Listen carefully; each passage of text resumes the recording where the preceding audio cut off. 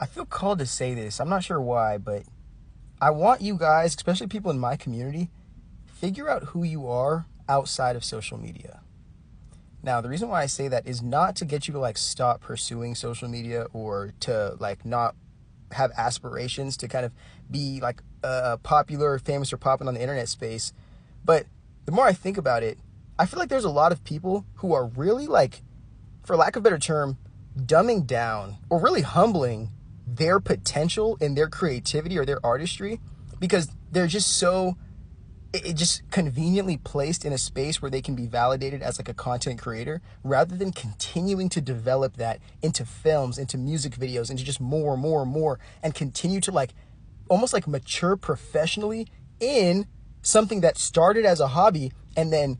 expanded into other areas. So not everybody has to just become a content creator and then go the like musician artist route. Like maybe some of you guys are supposed to make films. Maybe some of you guys are supposed to act in those films. Maybe some of you guys are supposed to do the production work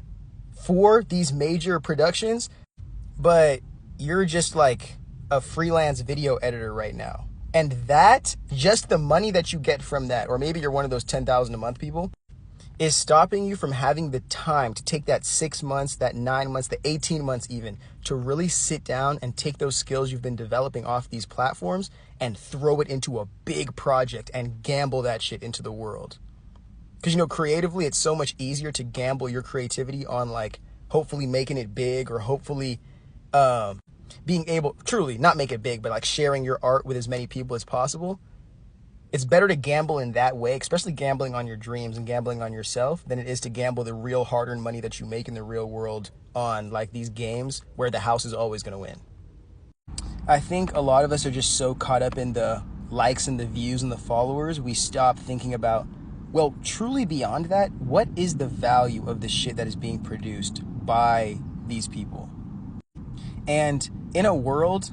and I like to make it existential perspective-wise and go like, if my ancestors were looking at this time in human history where they see us lost beyond like the traditional natural world into this digital reality, and they see we've made up these identities to validate our excessive existence in the digital world, to abandon how difficult our struggle is in the real world, what kind of conversation would we have with them as it pertains to what we do and who we are? Like, are you a YouTuber or a TikToker? Or are you a storyteller who's utilizing different mediums to tell stories and influence the culture in some kind of way? And when you're starting to look at these things that you do as like different little like steps onto this greater journey to really discovering this path of what you desire to do, rather than just like identities that we want to, because a lot of people, I'm telling you, just do the content shit because they want to have access to the people that they wouldn't have access to in their real world. They want following and some like narcissistic level of like commitment from a community, or they just want to be like seen. So I hope you, the artist that is hiding yourself behind this mask of like influencer or content creator, I hope you can figure out what you are beyond this, especially because this type of conversation is going to help you figure out who you are when these types of digital realities and platforms either get totally bastardized or it just like stops appreciating the cultivation and creation of actual artists for the sake of cheap capitalist profit through like AI artists, or just like paying influencers to be like propagandists.